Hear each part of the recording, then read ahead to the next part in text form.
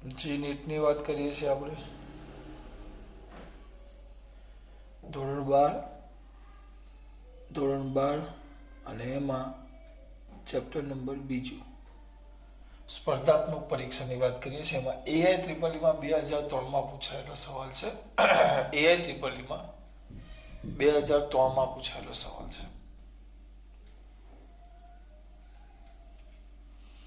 AI ત્રિપલીમાં 2003માં એમ પૂછેલું છે કે આ પહેલા એક કેપેસિટર છે રકમ આવી છે જો બરાબર એટલે આપણને એમ થાય કે સ્પર્ધાત્મક એક્ઝામમાં અઘરા સવાલ પૂછે એ ભૂલી જજો આ બેટરી છે જેનો શરૂઆતનો વિદ્યુત બળ Q બરાબર 0 છે કેટલો છે Q બરાબર 0 હવે આ બેટરીને કોઈક કેપેસિટર છે જેના પરનું કોઈ વિદ્યુત બળ નથી એટલે Q બરાબર 0 છે એને એક બેટરી V વોલ્ટની બેટરી સાથે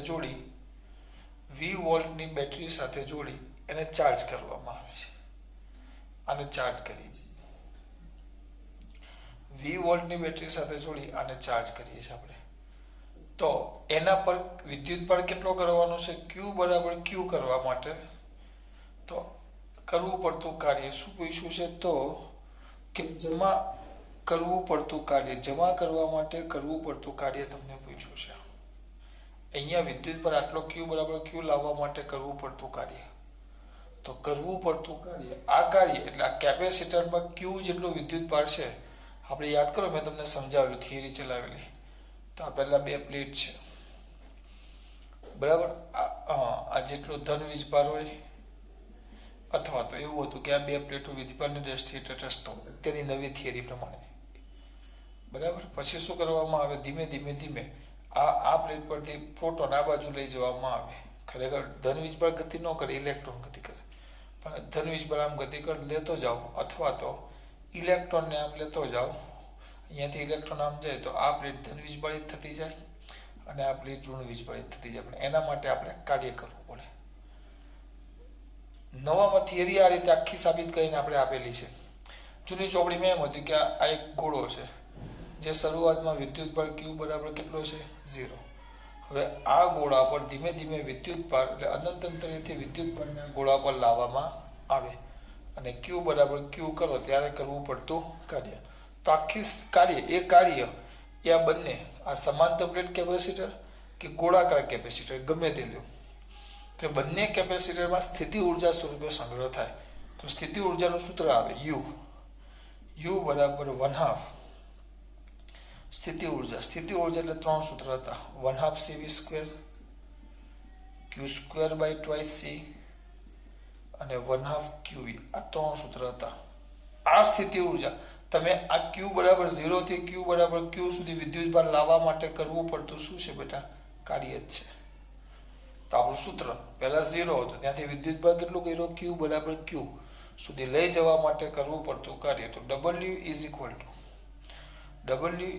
to Q²/2C તો Q² આપેલું જ છે 8 ગુણ્યા 10⁻18 ઘાત એનો વર્ગ છેદમાં 2C C 100 પિકો માઇક્રોફેરાડે છે તો 100 ગુણ્યા 10⁻6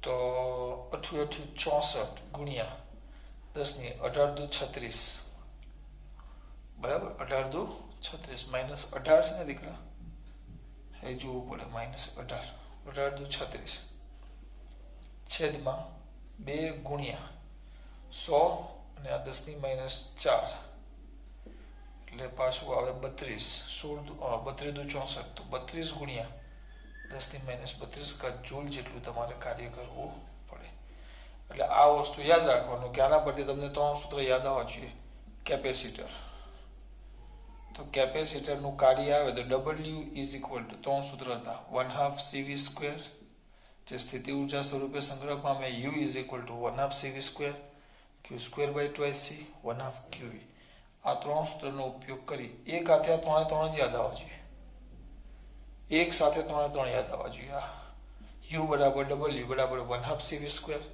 Q²/2C અને 1/2 QE આમાં ભૂલ થવી જોઈએ નહીં. રાખજો ખાસ. આ પૂછી નાખું છું. કેપેસિટર ધીમે ધીમે સૂત્ર બધા યાદ કરી નાખીએ આપણે. આવતા જ જશે આમાં.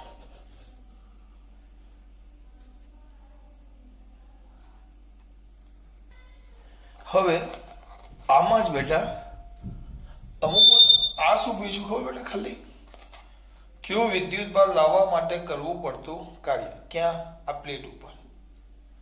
પણ મને યાદ છે તો જે જૂની ચોપડી છે ને જૂની ચોપડી એમાં જૂનું દર્પણ હતું જે મારી પાસે છે એમાં ચોપડી એમાં એમ એવું લખે કે આના પર આ જે ઝીરો છે આપણે ક્યુ વિદ્યુત ભાર લેવા પણ કોના વડે થતું કાર્ય બેટરી વડે થતું કાર્ય બોલે. બેટરી વડે થતું કાર્ય પૂછે. કોના વડે થતું કાર્ય પૂછે બેટરી વડે. તો બેટરી એ શું બેટરી વડે થતું કાર્ય એટલે બધું દિવસ લઈ લો. તો બેટરીમાંથી કેટલો વિદ્યુત ભાર ગયો બેટરીમાંથી કેટલો વિદ્યુત ભાર ગયો ક્યુ. કેટલા વિદ્યુત સ્થિતિમાનમાંથી વી વિદ્યુત સ્થિતિમાનમાંથી. તો એનું સૂત્ર આવે ક્યુ વી. તો ક્યુ ના ક્યુ વી. હવે કેપેસિટરનું સૂત્ર યાદ કરો C is equal to Q by V. કેપેસિટરનું સૂત્ર યાદ હોવા જોઈએ. કેપેસિટર ચલો પાછા એકવાર યાદ કરાવો મારા દીકરાઓને. Capacitor C is equal to Q by V. સમાંતર પ્લેટ કેપેસિટર. સમાંતર plate capacitor C is equal to epsilon 0 a by D. સમાંતર plate capacitor C is equal to epsilon 0 a by D. Capacitor C is equal to Q by V. સમાંતર plate capacitor C is equal to epsilon 0 a by D. પછી આ capacitor હોય ખાલી આ capacitor છે વચ્ચે શૂન્ય અવકાશ હોય અથવા એપ્સાઇલોન 0 લખી નાખો શૂન્ય અવકાશ એની વચ્ચે શૂન્ય અવકાશ છે. તો સૂત્ર શું આવશે C is equal to epsilon 0 a by D. પણ એની અંદર તમે કોઈક માધ્યમ મૂકો જેમાં ડાઇલેક્ટ્રિક અચળાંક કેટલો હોય કે. તો સૂત્ર સીદેશ ઇઝ ઇક્વલ ટુ સી કે અથવા કે એપ્સાઇલોન 0 a બાય ડી. અને આ કે એપ્સાઇલોન 0 યાદ હોવું જોઈએ કે બરાબર તો એપ્સાઇલોન બાય એપ્સાઇલોન 0. તો epsilon is equal to K epsilon 0 આ સૂત્ર.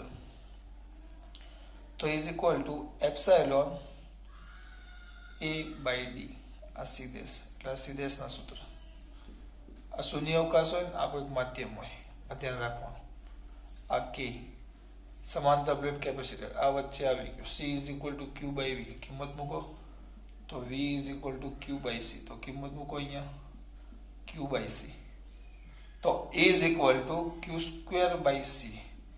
આ કાર્ય કેટલું હતું ક્યુ સ્ક્વેર બાય 2c. ખાલી વીજભાર લાવો પણ બેટરી વડે કાર્ય કેટલું થાય ક્યુ સ્ક્વેર બાય સી. એટલે આ અડધું છે આના કરતા આ અડધું છે. એટલે બેટરી વડે કાર્ય બમણું થાય. કેમ બમણું થાય કારણ કે અમુક ઉર્જા આ વિદ્યુત ભાર જ્યારે આ વાહક તારમાંથી આ પ્લેટ સુધી પહોંચે તો કેટલીક ઉર્જા આમાં શું થઈ જાય ખર્ચાઈ જાય. એટલે આનો જવાબ આના કરતા બમણો તો કેટલો થશે 64 ગુણ્યા 10⁻⁻⁶ જૂલ. એટલે આટલો ફરક પડે તો તમારો આખો દાખલો એમસીક્યુ બદલાઈ જાય. આવા જ સૂત્ર યાદ રાખતા જજો. ચલો ખાસ વાત જય શ્રી કૃષ્ણ. કયો એ હતી પલી 2003. જય શ્રી કૃષ્ણ.